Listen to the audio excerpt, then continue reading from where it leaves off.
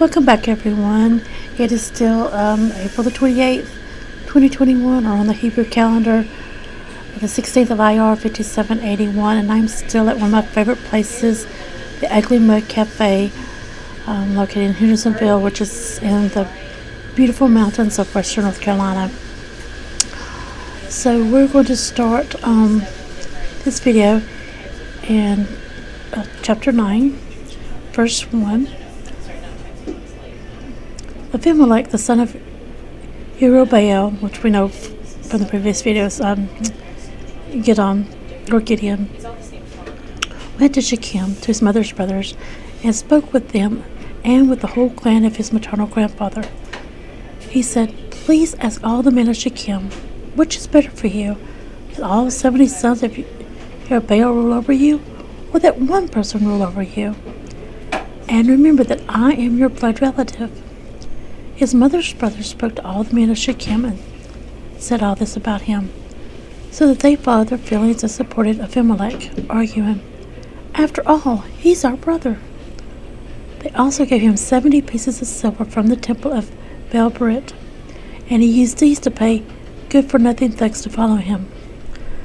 He went back to his father's house in Ophrah and killed his brothers, the sons of Jerubbaal, all 70 of them, on a single rock, except for Jotam, Jerubbaal's youngest son, who stayed alive because he hid himself.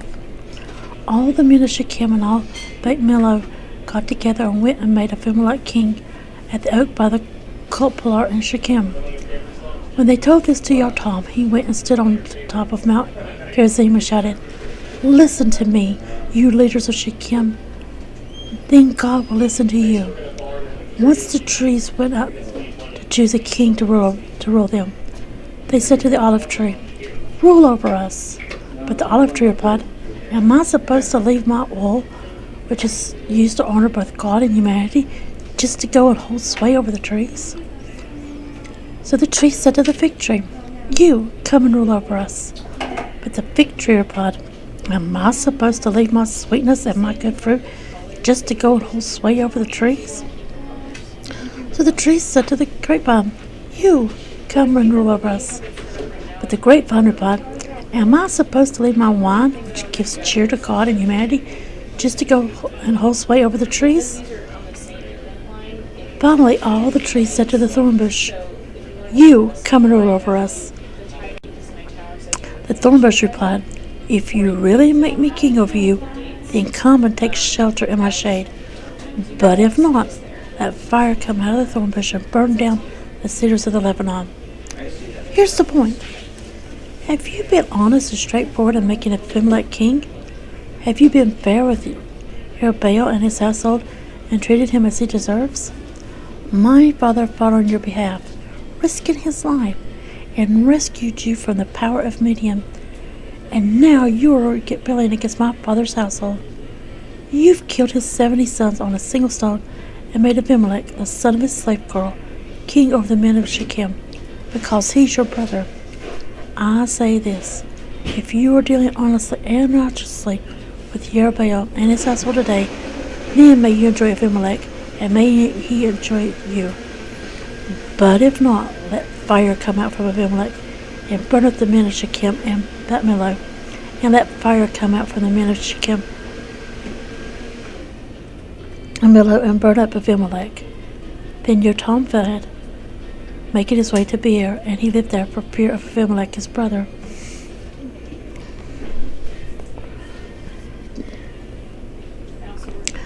Abimelech was chief over Israel for 3 years, but God sent a spirit of discord between Abimelech and the men of Shechem, so that the men of Shechem dealt treacherously with Abimelech.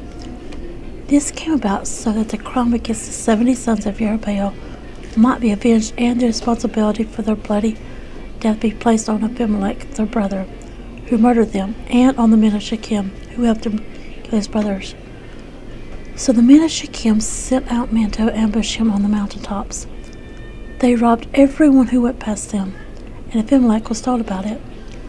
Gaal, the son of a slave, came with his brothers and went to Shechem, and the men of Shechem put their trust in him. They went out into the field, gathered their grapes, and pressed the juice out of them.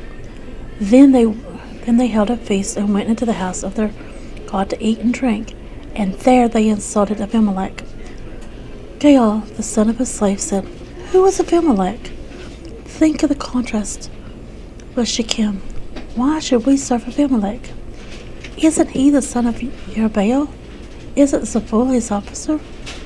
Serve the men of Hamor, the father of Shechem. Why should we serve Abimelech? If I were in control of these people, I'd get rid of Abimelech." Then, addressing his words to Abimelech, he said, "Come out and fight. I don't care if you make your army even larger." When Zebul, the ruler of the city, heard the words of Gaal, the son of a slave, he was enraged. He sent messengers to Abimelech in turmoil with this message: "Gaal, the son of a slave, and his brothers have come to Shechem, and they're inciting the city against you. You and the men with you should come up now at night and lie in wait in the field. In the morning, get up early, as soon as the sun rises, and attack the city. Then, when Gaal and the men with him come out to fight you, do whatever you can to them."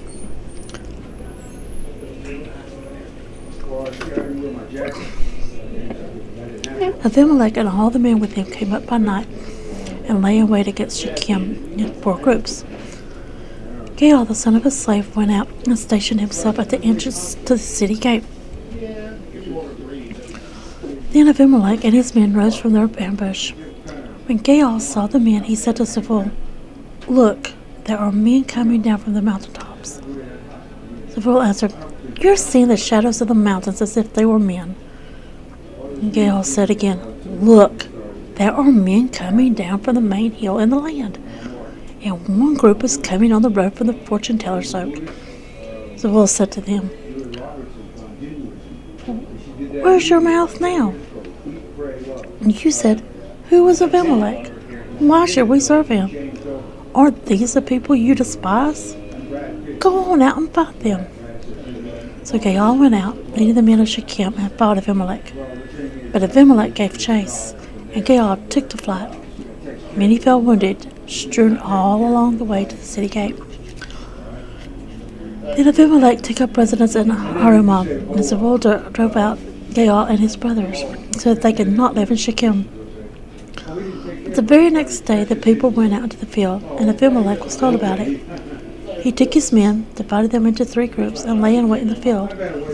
When he saw the people going out of the city, he came out of hiding and slaughtered them. Abimelech and his group rushed forward and occupied the entrance to the city gate, while the other 2 groups attacked all those in the field and killed them.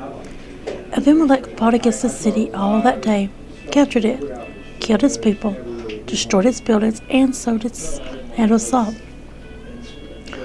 When all the men in the fortress at Shechem heard about this, they took refuge in the stronghold of the people of El-Berit. Abimelech was told that all the men from the Shechem fortress had gathered together. So he led all his men up to Mount Zalmon, where he took an axe in his hand, cut a branch off a tree, and laid it on his shoulder. Then he said to those with him, "Quick, do just what you saw me do." They all did likewise, each man cutting off his branch, and they followed Abimelech. They put the branches up against the stronghold, set them on fire, and burned down the stronghold, so that all the people from the Shechem fortress died, about 1,000 men and women. Then Abimelech went to Tevetz, set up camp against Tevetz, and captured it. But there was a fortified tower inside the city, and all the men and women took refuge in it, everyone in the city. They shut themselves inside and went up onto the roof of the tower. However, when Abimelech approached the tower, attacked it, and then came up close to the tower's door in order to burn it down, a woman dropped an upper millstone on Abimelech's head, cracking his skull.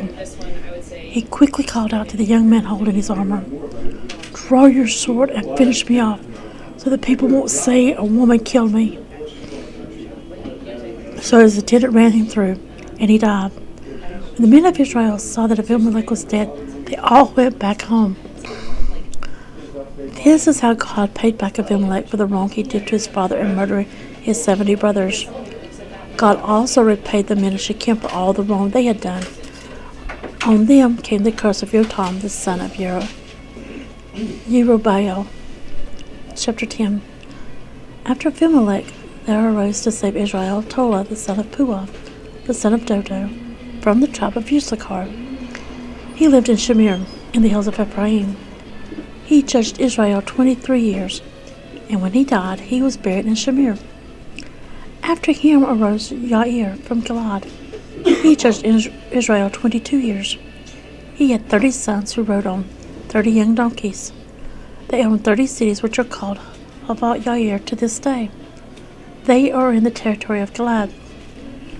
When Yair died, he was buried in Kamon. Again, the people of Israel did what was evil from Adonai's perspective. They served the Baalim, the Ashtaroth, the gods of Aram, the gods of Sidon, the gods of Moab, the gods of the people of Ammon, and the gods of the Philistine. They abandoned Adonai and did not serve him. So the anger of Adonai blazed against Israel, and he handed them over to the Philistine and the people of Ammon. For 18 years, starting that year, they oppressed and persecuted all the people of Israel who lived beyond the Jordan in the territory of the Emorym in Gilad. The people of Ammon crossed the Jordan to fight Yehudah, Benjamin, and the house of Ephraim, so that Israel was greatly distressed. Then the people of Israel cried to Adonai, "We have sinned against you by forsaking our God and serving the Baalim." And I said to the people of Israel, "I saved you from the Egyptians, the Emorym, the people of Ammon, and the Philistine, didn't I? Likewise, when the people of Sidon, Amalek, and Maon oppressed you, you cried out to me, and I rescued you from their power. Yet you abandoned me and served other gods. Therefore I will not rescue you any more. Go and cry out to the gods you chose. Let them rescue you when you're in trouble." The people of Israel said to Adonai, "We have sinned. Treat us in whatever way seems good to you, but save us today, please." They got rid of their foreign gods and served Adonai, and he became troubled by Israel's misery. Then the people of Ammon gathered together and set up camp in Gilad, while the people of Israel assembled and camped at Mizpah.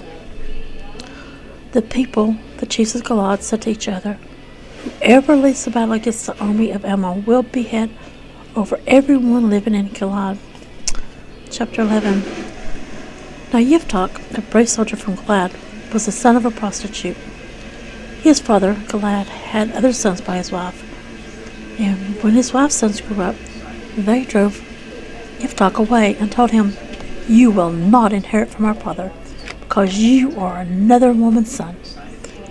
Then Yiftach fled from his brothers and lived in the territory of Tob, where he enlisted a gang of rowdies who would go out raiding with him. After a while, the people of Ammon made war against Israel. When the army of Ammon attacked Israel, the leaders of Gilad went to fetch Yiftach from the territory of Tob, and said to him, "Come and be our chief, so that we can fight the army of Ammon." Yiftach answered the leaders of Gilad, "Didn't you hate me so much that you forced me out of my father's house? Why are you coming to me now, when you're in trouble?" The leaders of Gilad replied, "Here is why we've come back to you now. If you lead us in war with the people of Ammon, you will be head over everyone living in Gilad." Yiftach answered them, "If you bring me back home to fight the army of Ammon, and Adonai defeats them for me, I will be your head." The leaders of Gilad said to Yiftach, "Adonai is witness that we promise to do what you have said." Then Yiftach went with the leaders of Gilad, and the people made him head and chief over them. Yiftach repeated all these conditions at Mizpah in the presence of Adonai. Yiftach sent messengers to the king of the people of Ammon to say, "What's your problem with us? Why are you invading our territory?" The king of Ammon answered the messengers of Yiftach, "Because Israel took away my territory when they came up from Egypt. They took everything from the Arnon to the Yabbok and the Jordan. Now restore it peacefully." Yiftach sent messengers again to the king of the people of Ammon with this response. Here is what Yiftach has to say. Israel captured neither the territory of Moab nor the territory of the people of Ammon. But when Israel came up from Egypt, walked through the desert to the Red Sea, and arrived at Kadesh, then Israel sent messengers to the king of Edom to say, Please let us pass through your land. But the king of Edom wouldn't let them. He sent a similar message to the king of Moab, and neither would he. So Israel stayed at Kadesh. Then they walked through the desert, around the territory of Edom and the territory of Moab, past the east border of the territory of Moab, and pitched camp on the other side of the Arnon. But they did not cross the border into Moab. The Arnon was the border of Moab. Israel sent messengers to Sihon, king of the Amorite and king of Heshbon, with this message, Please let us pass through your land to our own place. But Sihon did not trust that Israel would only pass through his land. So he gathered all his people together, pitched camp in Yahaz, and fought against Israel. Adonai, the God of Israel, handed Sihon and all his people over to Israel, and they killed them. Thus Israel possessed all the territory of the Amorite who lived there. They took possession of all the territory of the Amorite from the Arnon to the Yabok, and from the desert to the Jordan. So now that Adonai, the God of Israel, has expelled the Amorite before his people Israel, do you think that you will expel us? You should just keep the territory your God Chemosh has given you, while we, for our part, will hold on to whatever Adonai our God has given us of the lands that belonged to others before us. Really? Are you better than Balak the son of Zippor, king of Moab? Did he ever pick a quarrel with Israel or fight with us? Israel lived in Heshbon and its villages, and Aroer and its villages, and all the cities on the banks of the Arnon for 300 years. Why didn't you take them back during that time? No, I have done you no wrong, but you are doing me wrong to war against me. May Adonai the judge be judged today between the people of Israel and the people of Ammon. But the king of the people of Ammon made no attention to the message Yiftach sent him. Then the spirit of Adonai came upon Yiftach, and he passed through Gilad and Manasseh, and verse 29. Then the spirit of Adonai came upon Yiftach, and he passed through Gilad and Manasseh, on through Mitzvah of Gilad, and from there over to the people of Ammon. Yiftach made a vow to Adonai, If you will hand the people of Ammon over to me, then whatever comes out the doors of my house to meet me when I return in peace from the people of Ammon will belong to Adonai. I will sacrifice it as a burnt offering. So Yiftach crossed over to fight the people of Ammon, and Adonai handed them over to him. He killed them from Aroer until you reach Minnit, 20 cities, all the way to Abel Keramim. It was a massacre. So the people of Ammon were defeated before the people of Israel. As Yiftach was returning to his house in Mizpah, his daughter came dancing out to meet him with tambourines. She was his only child. He had no other son or daughter. When he saw her, he tore his clothes and said, "Oh no, my daughter, you're breaking my heart. Why must you be the cause of such pain to me? I made a vow to Adonai, and I can't go back on my word." She said to him, "Father, you made a vow to Adonai. So do whatever you said you would do to me, because Adonai did take vengeance on your enemies, the people of Ammon." Then she said to her father, "Just do this one thing for me. Let me be alone for 2 months. I'll go away into the mountains with my friends and mourn, because I will die without getting married." "You may go," he answered, and he sent her away for 2 months. She left, she and her friends, and mourned in the mountains that she would die unmarried. After 2 months she returned to her father, and he did with her what he had vowed. She remained a virgin. So it became a law in Israel that the women of Israel would go every year for 4 days to lament the daughter of Yivdok from Gilad. Chapter 12. The men of Ephraim assembled, crossed into Savon, and said to Yitzhak, "Why didn't you call us go with you when you went over to fight the people of Ammon? We're ready to burn down your house with you in it."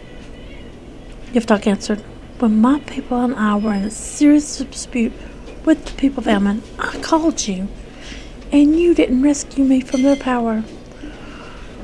When I saw that you weren't rescuing me, I put my life in my own hands and went over to attack the people of Ammon, and Adonai gave them over into my power. So why have you come up today to fight me?" Then Yitzhak gathered together all the men of Gilad and fought with Ephraim. And the men of Gilad defeated Ephraim, because they were saying, "You, Gilad, men who live in Ephraim, and Manasseh have deserted Ephraim."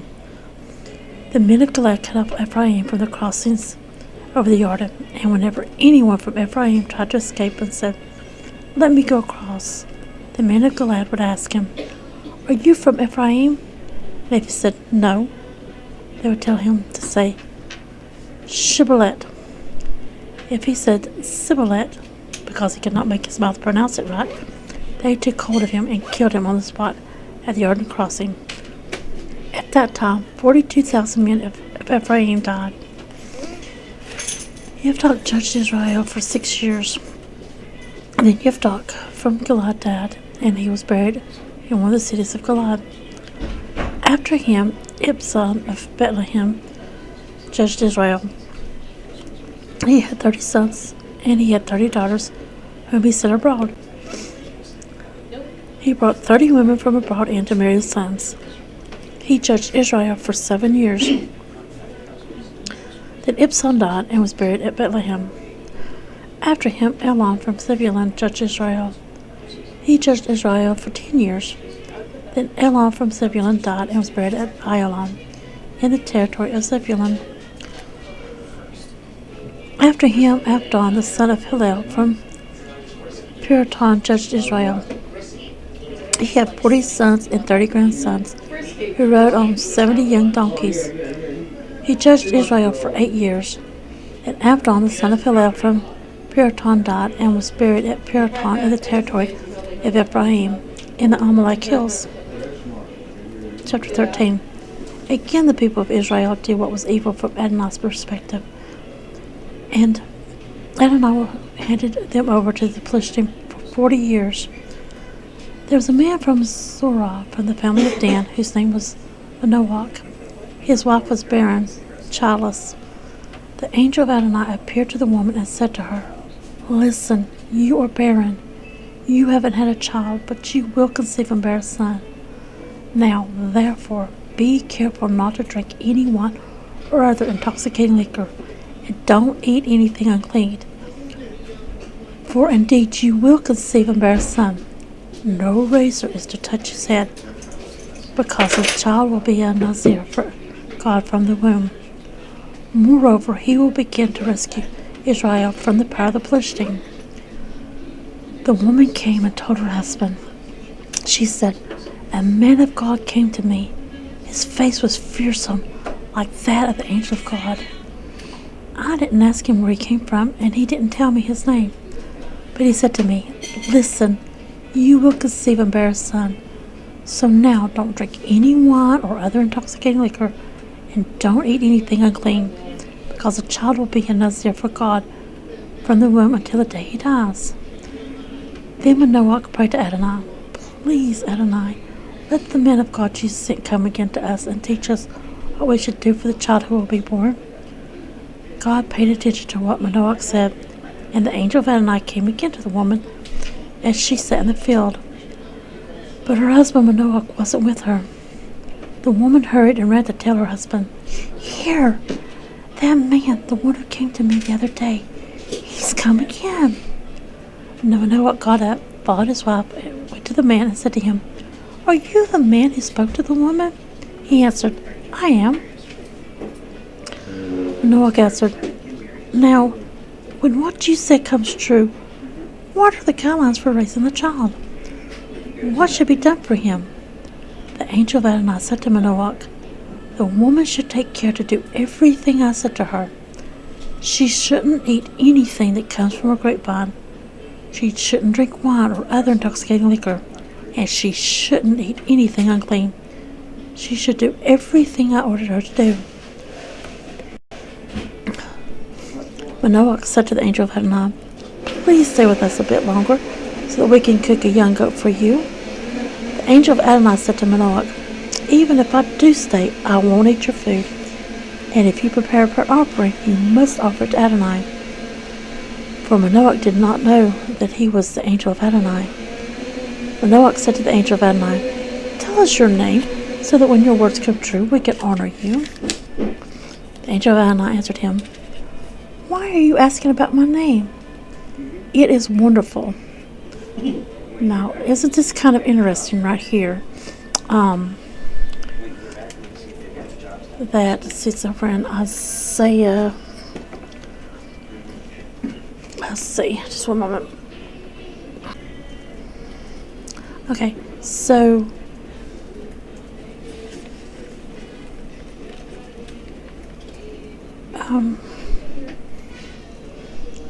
the angel of Adonai is saying that his name is wonderful, and the Hebrew words that I've found for angel of Adonai is Melech Yud-Heh-Vav-Heh.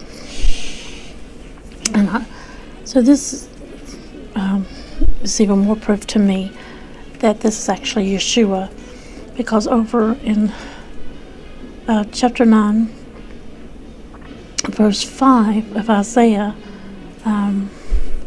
which in the King James Version is verse 6, it says, "For a child is born to us, a son is given to us.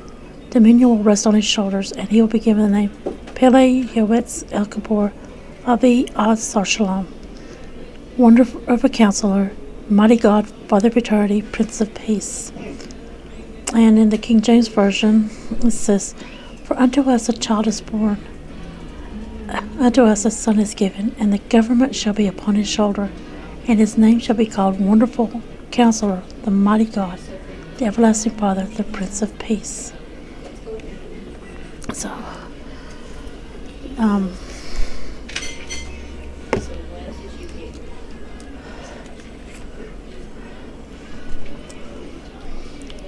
now on to verse 19 of Judges chapter 13. Manoach took the kid and the grain offering and offered them on the rock to Adonai. Then, with Manoach and his wife looking on, the angel did something wonderful.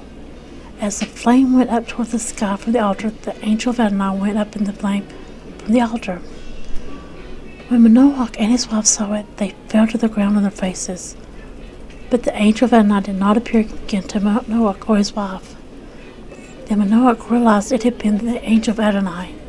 Manoach said to his wife, "We will surely die because we have seen God." So this wasn't just an angel. Obviously this was Yeshua. But his wife said to him, "If Adonai had wanted to kill us, he wouldn't have accepted a burnt offering and a grain offering from us. And he wouldn't have shown us all this or told us such things at this time." The woman bore a son and called him Shimshon, Samson. The child grew, and Adonai blessed him.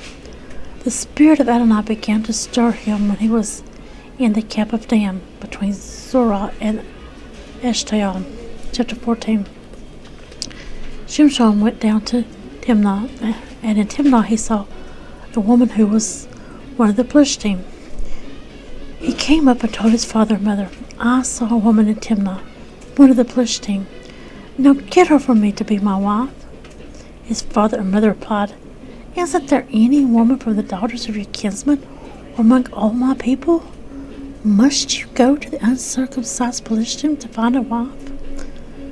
Shimshon said to his father, "Get her for me. I like her." His father and mother didn't know that all this came from Adonai.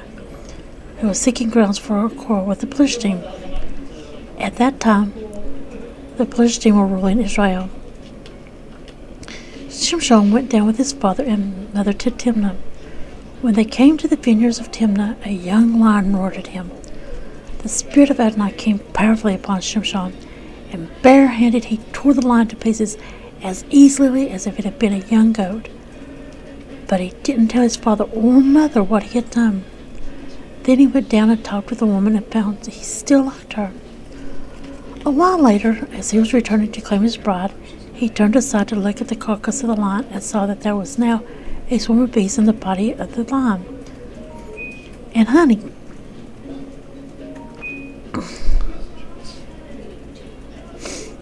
He scraped the honey out into his hands and went on, eating as he went.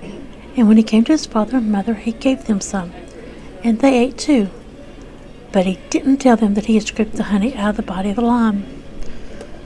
His father went down to the woman, and there Shimshon gave a banquet. This is what the young men used to do. When the Plishtim saw him, they provided 30 companions to be with them. Shimshon said to them, "Let me present you with a riddle. If you can solve it within the 7 days of the banquet and tell me the solution, I will give you 30 linen shirts and 30 changes of good clothes. But if you can't solve it, you give me 30 linen shirts and 30 changes of good clothes." They answered, "Tell us the riddle. We want to hear it." So he said to them, "Out of the eater came food, out of the strong came sweetness." 3 days passed, and they couldn't solve the riddle. On the 7th day, they said to Shimshon's wife, "Coax your husband into telling us the solution to the riddle. Otherwise, we'll burn down your father's house, and you with it. You two called us here to turn us into paupers, didn't you?" Shimshon's wife went to him in tears and said, "You don't love me. You hate me. You told a riddle to my fellow countrymen, and you haven't told me the answer." He said to her, "Look, I haven't even told it to my father or mother. Should I tell you?" But she had been crying throughout the 7 days of the banquet. So on the 7th day, because she kept pressing him, he told her the solution, and she passed it on to her people. Then, before sundown on the 7th day, the men of the city said to him, "What is sweeter than honey, and what is stronger than a lion?" Shimshon answered, "If you hadn't plowed with my young cow, you wouldn't have saw my riddle now." Then the spirit of Adonai came over him powerfully. He went down to Ashkelon, killed 30 of their men, took their good clothes, and gave them to the men who had solved the riddle. He was boiling with rage, so went straight up to his father's house, and his wife was given to the companion who had been best man at the wedding. Chapter 15. But after a while, during the wheat harvest season, Shimshon went to see his wife. He brought a young goat for her and said to her father, "I want to go to my wife in her room." But he wouldn't let him. Her father said, "I really thought you hated her altogether, so I gave her to your best man. But her younger sister, isn't she even prettier? Why not take her instead?" Shimshon said to them, "This time I'm through with the Plishtim. I'm going to do something terrible to them." So Shimshon went and caught 300 foxes. Then he took torches, tied pairs of foxes to each other by their tails, and put a torch in the knot of every pair of tails. Then he set the torches on fire and let the foxes loose in wheat fields of the Plishtim. In this way he burned up the harvested wheat along with the grain waiting to be harvested, and the olive orchards as well. The Plishtim asked, "Who did this?" They answered, "Shimshon, the son-in-law of the man from Timnah, because he took Shimshon's wife and gave her to his best man." Then the Plishtim came up and burned both her and her father to death. Shimshon said to them, "I will certainly have my revenge on you for doing such a thing, but after I do, I'll stop. Infuriated, he began killing them right and left. It was a massacre. Then he went down and stayed in the cave at the Atom Rock.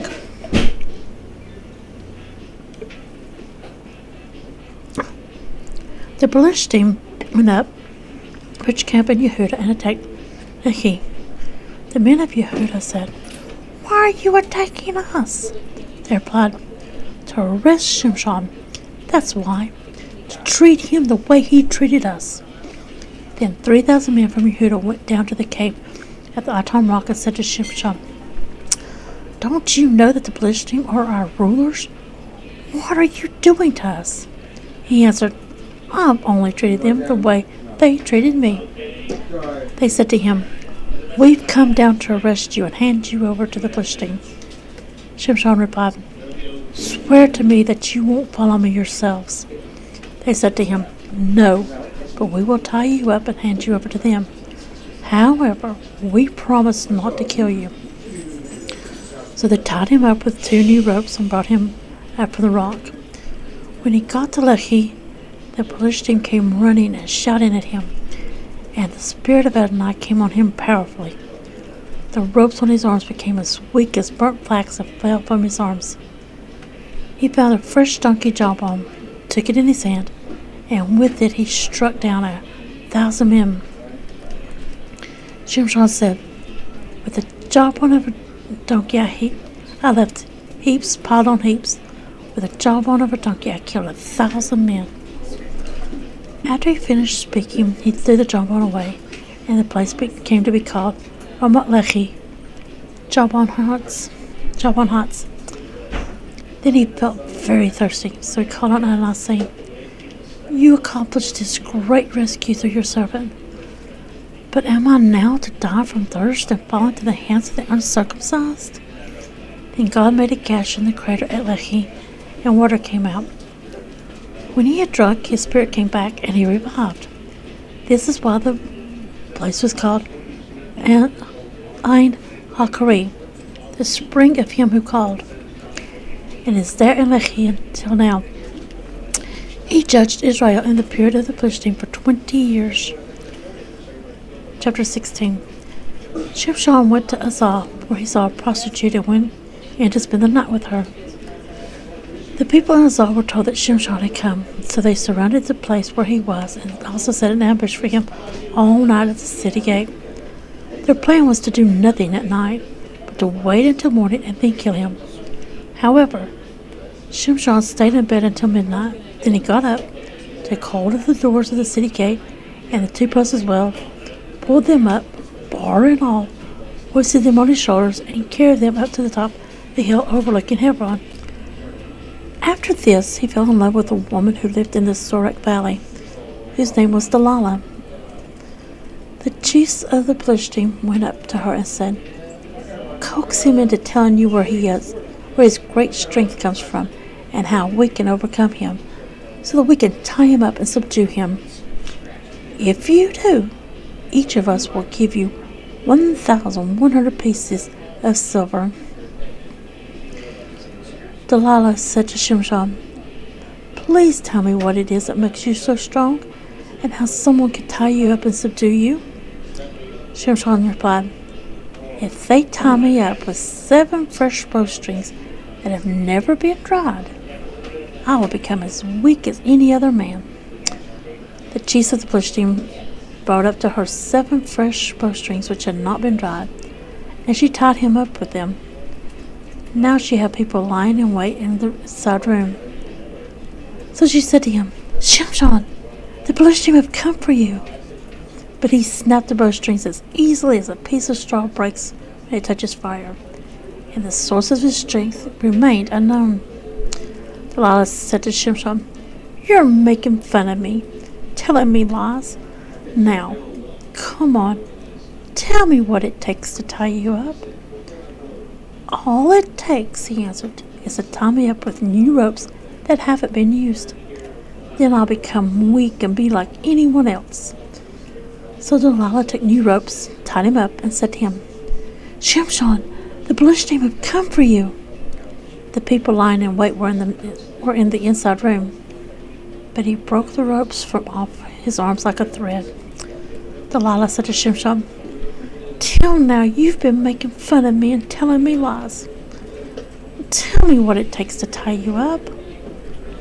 He said, "If you weave the 7 locks of my hair across thread on the loom." So she fastened her cloth work into the loom with a pin and wove his hair in, then said to him, "Shimshon, the Bluish team have come for you." He awoke from his sleep and pulled away the loom pin from the interwoven cloth. She said to him, "How can you say you love me when your heart isn't with me? 3 times you've made fun of me, and you haven't told me the source of your great strength." Every day she kept nagging at him and pressing at him till it bothered him to death, so that he finally told her everything. He said to her, "No razor has ever touched my head, because I have been a Nazir of God since I was born. If someone shaves me, then my strength will leave me, and I will become like any other man." When Delilah saw that he had really confided in her, she sent some of the chiefs of the Philistines with the message, "Come up this one last time, because he has finally told me the truth." The chiefs of the Philistines went up to her and brought the money with them. She had him go to sleep in her lap and called for a man to shave off his 7 locks of hair. Then she began tormenting him, but his strength had gone away. She said, "Shimshon, the Bluish team have come for you." He awoke from his sleep and said, "I'll get out this time, just as I shook myself loose before." But he didn't know that Adonai had left him. So the Bluish team seized him, gouged out his eyes, and took him down to Azal. There they bound him with 2 bronze chains and put him to work grinding grain at the mill in the prison. However, after the hair on his head had been cut off, it began growing back again. The chiefs of the Philistines assembled to offer a great sacrifice to their god Dagon. As they celebrated, they sang, "Our God has handed over to us our enemy Shimshon." Upon seeing him, the people praised their God. "Our God has handed over to us our enemy who destroyed our land and killed so many of us." When they were in high spirits, they said, "Summon Shimshon to amuse us." So they called Shimshon out of the prison, and he amused them. When they put him between the columns, Shimshon said to the boy holding him by the hand, "Let me feel the columns supporting the building, so that I can lean on them." The building was full of men and women, and all the chiefs of the Philistines were there. In addition to them, there were about 3,000 men and women on the roof, watching as Shimshon performed. Shimshon called to Adonai, "Adonai Elohim, just this once, please think of me, and please give me strength, so that I can take revenge on the Philistines for at least one of my 2 eyes." Shimshon got a good hold on one of the 2 middle columns supporting the building and leaned on them, on one with his right hand and on the other with his left. Then crying, "Let me die with the Philistines," he pushed with all his might, and the building collapsed on the chiefs and on all the people inside. So he called more to his death than he had killed during his life.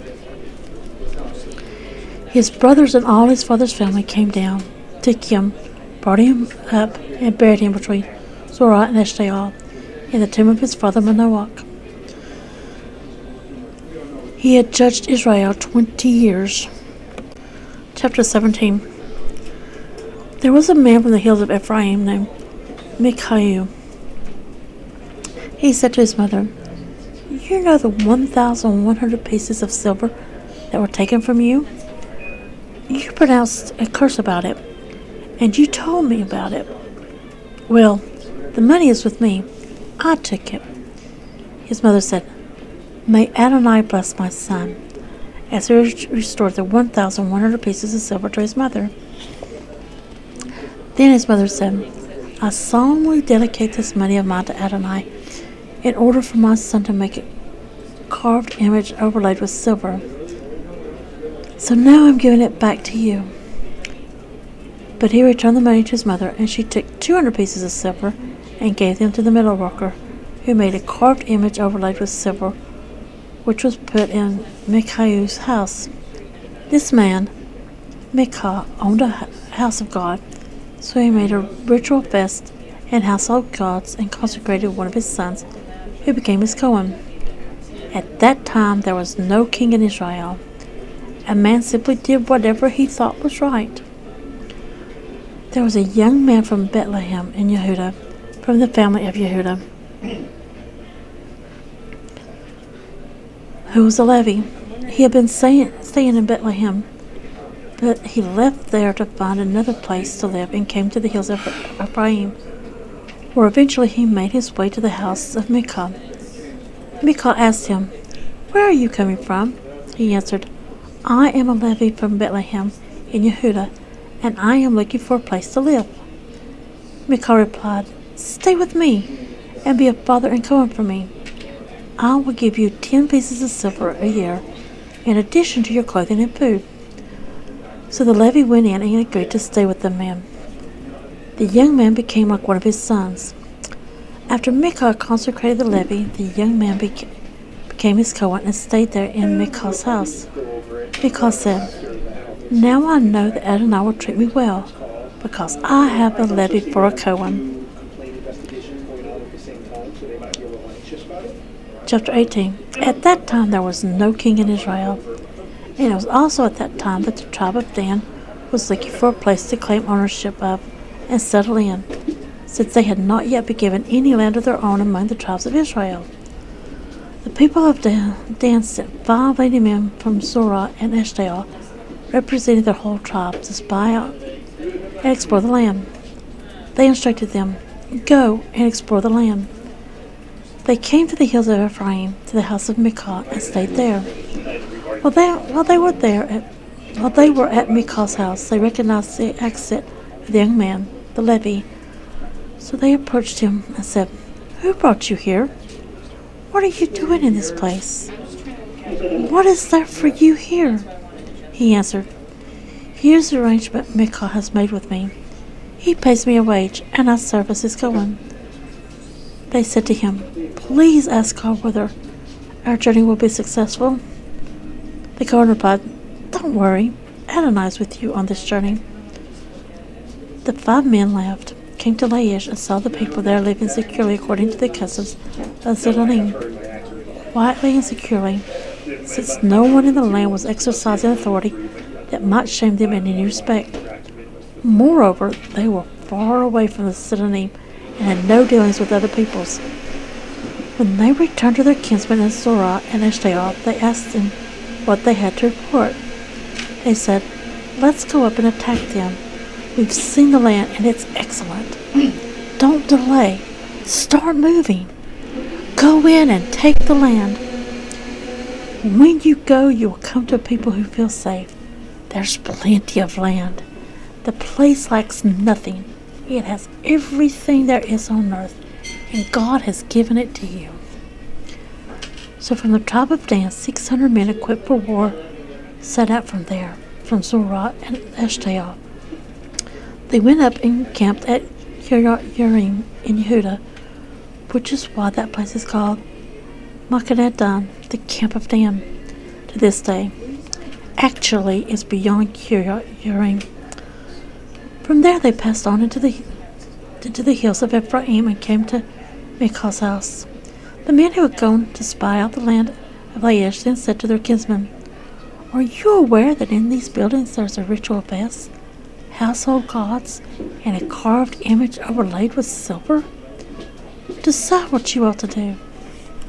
They turned off the road and went to the house of the young Levi, that is, to Micah's house, and asked how he was doing. The 600 soldiers from Dan stayed at the gate, while the 5 who had spied out the land went in and took the idol overlaid with silver, the vest, and the household gods. The Cohen had stayed with the 600 soldiers by the gate, but when they went into Micah's house and took the silver covered image, the vest, and the household gods. The Cohen asked them, "What are you doing?" They replied, "Be quiet, keep your mouth shut, and come with us. Be a father and a Cohen for us. Which is better, to be a Cohen in the house of one man, or to be a Cohen to a whole tribe and family in Israel?" This made the Cohen feel very good. So he took the ritual vests, the household gods, and the image, and went off with the people. So they turned and left, with their children, cattle, and belongings going ahead of them. When they were a good distance from Michal's house, the men who lived in the houses near his got together with him, overtook the people from Dan, and began shouting at them. The people from Dan turned and said to Michal, "What's wrong with you that you've gathered such a crowd?" He answered, "You've taken away my God, which I made, and gone off with the Cohen. What more have I got? How can you ask me, what's wrong with you?" The men from Dan replied, "You had best say no more to us, because some of us might get angry and attack you. You could lose your life, and so might the others in your household." Then the people from Dan went their way, and when Michal saw that they were too strong for him, he turned and went back to his house. So they took what Michal had made and his Cohen. They came to Laish, to a quiet and listening people. They attacked, killed them, and burned down the city. No one came to rescue them, because it was far from Zidon, and they had no dealings with other peoples. This was in the valley near Beit Rehob. Then the people of Dan rebuilt the city and settled there. They named the city Dan, after Dan, their ancestor, who was born to Israel, although the city had previously been called Laish. The people of Dan set up the image for themselves. Jonathan, the son of Gershom, son of Manasseh, and his sons were Kohanim for the tribe of the people of Dan until the day of the exile from the land. Thus they erected for themselves Michal's idol which he had made, and it remained there as long as the house of God was in Shiloh. Chapter 19. In those days, when there was no king in Israel, there was a certain Levi living on the far side of the Ephraim hills, who took a woman from Bethlehem in Yehudah to be his concubine. But his concubine was unfaithful to him and left him to go to her father's house at Bethlehem in Yehudah, where she stayed for some time, 4 months. Then her husband went after her to persuade her to return. He had a servant with him and a pair of donkeys. She brought him into her father's house, and when the girl's father saw him, he was glad to meet him. His father-in-law, the girl's father, kept him there, so he remained with him 3 days. They ate, drank, and stayed there. On the 4th day they got up early in the morning, and he prepared to leave. But the girl's father said to his son-in-law, "You'll feel better if you have a bite of food before you leave." So the two of them sat down and ate and drank together.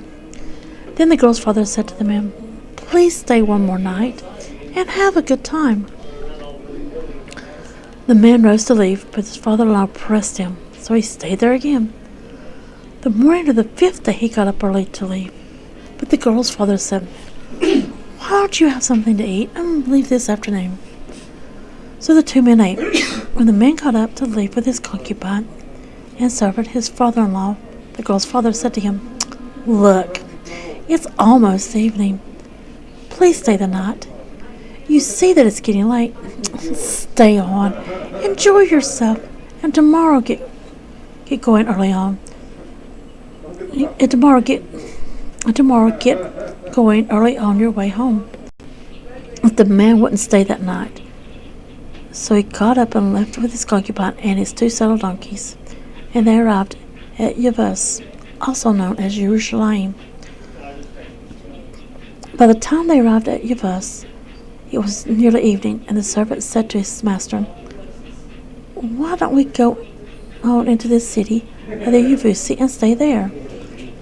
But his master said to him, "We won't go into a city of foreigners which doesn't belong to the people of Israel. We'll go on across to Giv'ah." He said to his servant, "Let's go, and we'll get to one of those places. We'll stay in Giv'ah or Ramah." So they went on and kept traveling until the sun set on them near Gabah, which belongs to Benjamin. There they turned off the road to go and stay in Gabah. He went in and sat down in the city's open space, since no one had offered his home for them to spend the night. In time, at nightfall, an old man came from his work in the field. He was from the Ephraim hills and was standing above, although the residents were of Benjamin. The old man looked up, saw the traveler in the city's open space, and said, "Where are you going, and where are you coming from?" He replied, "We're crossing from Bethlehem in Yehuda to the far side of the Ephraim hills. That's where I'm from. I went to Bethlehem in Yehuda, and now I'm going to the house of Adonai. But there's no one here who will let me spend the night at his home. We have straw and food for our donkeys, also bread and wine for me, my concubine, and the boy there with your servants. We don't need anything else." The old man said, "You're welcome to stay with me. I'll take care of anything you lack. Just don't spend the night out in the open." So he brought him home and gave food to the donkeys. Then they washed their feet and ate and drank. They were relaxing when suddenly some men from the city, good-for-nothings, surrounded the house and began beating at the door. "Send out the man who came with you," they demanded of the old man whose house it was. "We want to have sex with them." The man whose house it was went out and said to them, "No, my brothers, please don't do anything as wrong as this. Look, he's just a guest in my house. Don't do this degrading thing. Here's my daughter, who's a virgin, and his concubine. I'll bring them out. Mistreat them. Do what you want to them. But don't do such a degrading thing to this man." However, the men wouldn't listen to him. So the man took hold of his concubine and brought her out to them. They raped her and abused her all night long. Only at dawn did they let her go. At daybreak, the woman came and fell down at the door of the man's house where her husband was, and she was still there when it grew light. When her husband got up, opened the doors of the house, and went to go on his way, he saw the woman lying there with her hand stretched out towards the door. He said to her, "Get up, let's go." But there was no answer. So he loaded her body on the donkey and began his trip home. On arrival at his house, he got a knife, took hold of the concubine's body, cut her up into 12 pieces, and sent them to all regions of Israel. Everyone who saw it said, "From the day the people of Israel came up from Egypt until now, never has such a thing happened or been seen. What are we going to do about it? Talk it over and decide." So there's only 2 more chapters, so rather than start another video for 2 chapters, I'm going to finish up this book. Chapter 20. All the people of Israel came out from Dan to Beersheba, including Gilad. The community assembled with one accord before Adonai at Mizpah. The leaders of all the tribes of Israel presented themselves in the assembly of the people of God, 400,000 foot soldiers armed with swords. Now the people of Benjamin heard that the people of Israel had gone up to Mizpah. The people of Israel said, "Tell us, how was this crime committed?" The Levi, the husband of the murdered woman, answered, "I came to Gabah, which belongs to Benjamin, I and my concubine, to stay the night. And the men in Gabah attacked me and surrounded the house I was staying in at night. They wanted to kill me, but instead they raped my concubine to death. I took my concubine's body, cut it into pieces, and sent them throughout all the territories belonging to Israel, because they committed a shockingly obscene and degrading crime in Israel. Look, you are all people of Israel, so discuss what to do, and give your advice here and now." All the people stood up in agreement and said, "None of us will go home to his tent or his house. What we will do now to Gib'ah is this. We'll draw lots. We'll take 10 men out of each 100 throughout all the tribes of Israel, and 100 out of 1,000, and 1,000 out of 10,000, to collect food for the others. When these come to Gib'ah, to Benjamin, they will avenge the crime that was committed." Thus all the men of Israel joined together in complete agreement, assembled to attack the city. The tribes of Israel sent men throughout all the tribe of Benjamin with this message: "What is this crime committed by some of your people? Turn over those good-for-nothings who are in Gibeah at once, so that we can execute them and rid Israel of such evil." But the people of Benjamin refused to obey the order of their kinsmen, the people of Israel. Instead, the people of Benjamin gathered themselves together from the cities and went to Gibeah to fight the people of Israel. On that day there were 26,000 men from Benjamin armed with swords, besides the inhabitants of Gibeah, who numbered 700 specially chosen men. All of those 700 specially picked men were left-handed, and every one could sling a stone at a hair and not miss. The army of Israel, apart from Benjamin, numbered 400,000 men with swords. They were all experienced soldiers. The army of Israel began by going up to Bethel, where they asked God, "Who should go up first to attack the army of Benjamin?" And I said, "Yehudah first." So the army of Israel got up in the morning and set up their camp near Gibeah. Then the army of Israel went out to attack Benjamin and set up their battle line in front of Gibeah. But the army of Benjamin came out of Gibeah and slaughtered the army of Israel. On that day, 22,000 men fell. The people, the men of Israel, restored their morale and again positioned themselves for battle where they had been the first day. Then the army of Israel went up and cried before Adonai until evening. They asked Adonai, "Should we attack our kinsmen, the people of Benjamin, again?" Adonai answered, "Attack them." So the army of Israel went out to attack the army of Benjamin the second day. But Benjamin went out against them from Gibeah the second day and slaughtered the army of Israel. 18,000 men armed with swords fell. Then the whole army of Israel, all the people, went up to Bethel and cried and sat there in the presence of Adonai. They fasted that day until evening, offered burnt offerings and peace offerings to Adonai, and asked Adonai what to do. The ark for the covenant of God was there at that time, and Phinehas, the son of Eleazar, the son of Aharon, stood before it at that time. They asked, "Should we still go out to battle against our kinsmen, the people of Benjamin, or should we stop?" Adonai answered, "Attack, because tomorrow I will hand them over to you." Israel hid some men around Gibeah, and on the third day Israel attacked the army of Benjamin and took a position against Gibeah as they had the other times. Again the army of Benjamin went out against the people. Lured away from the city, they began attacking and killing some of the people, as they had the other times. They killed about 30 men of Israel in the countryside and on the roads, one of which goes up to Bethel and the other to Gibeah. The army of Benjamin said, "They're defeated, just as before." But the army of Israel said, "Let's run off and draw them away from the city onto the roads."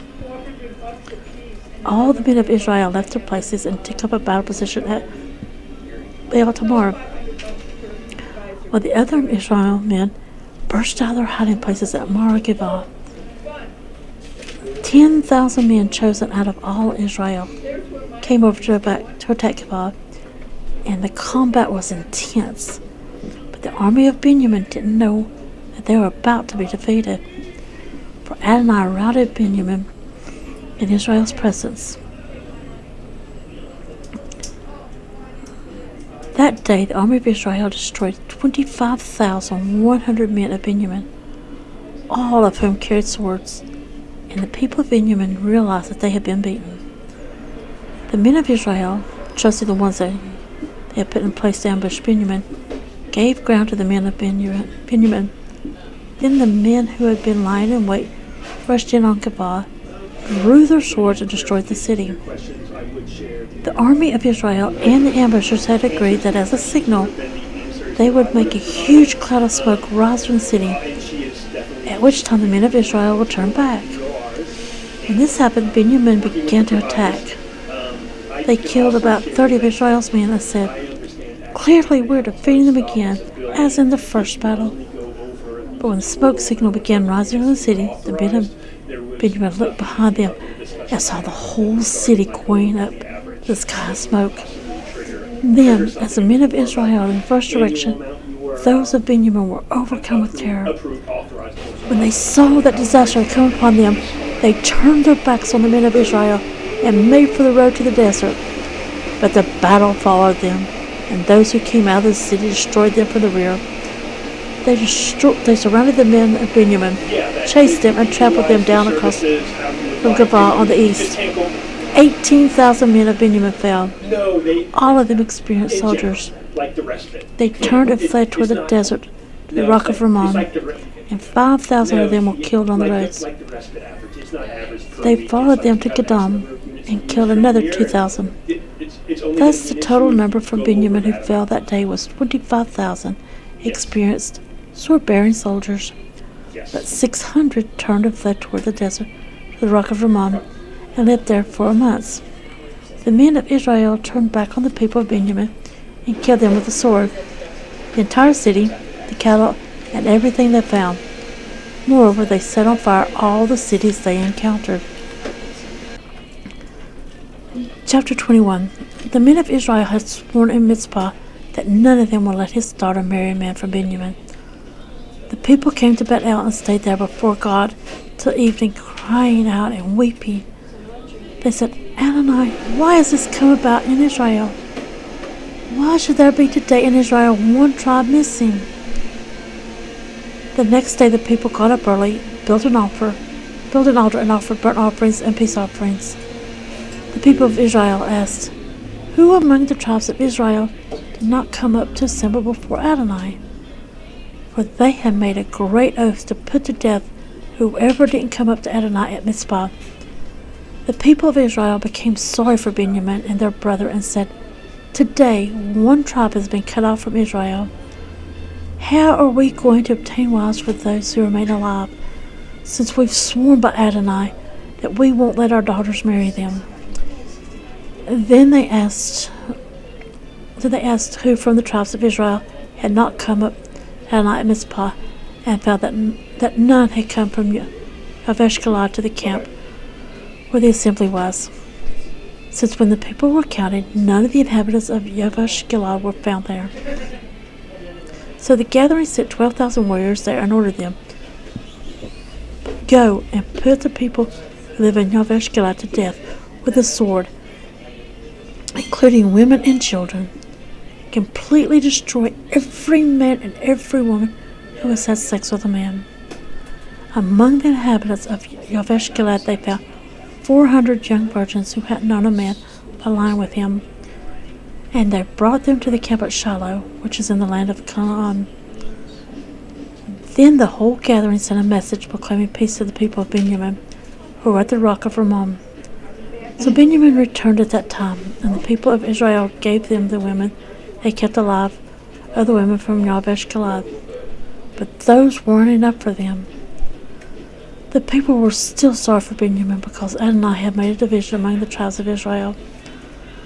The leaders of the assembly asked, What are we to do for those who still don't have wives, inasmuch as all the women of Benjamin have been killed? They said, There has to be a way to help the survivors preserve Benjamin's inheritance, so that their tribe will not be eliminated from Israel. Yet we can't give them our daughters as wives.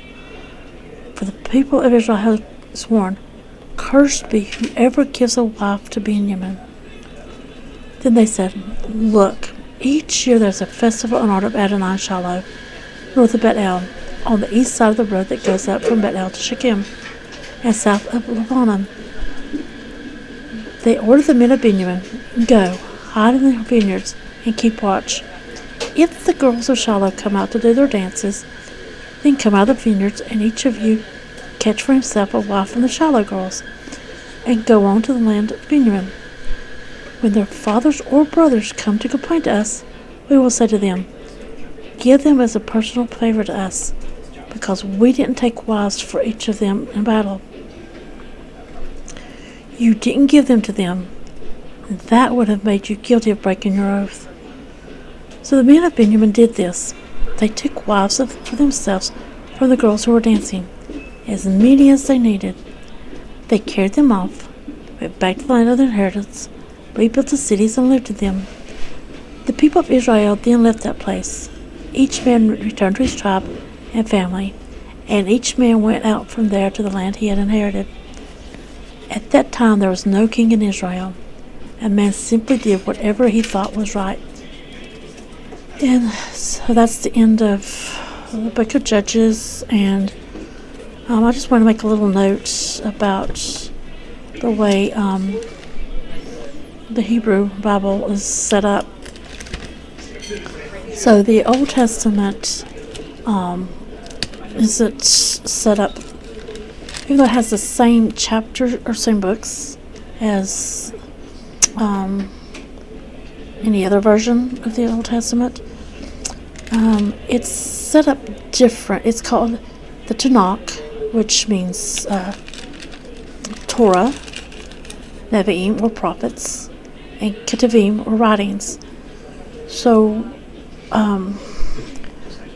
these books that I'm reading, I'm going in the order of the Hebrew Bible, not of the like King James or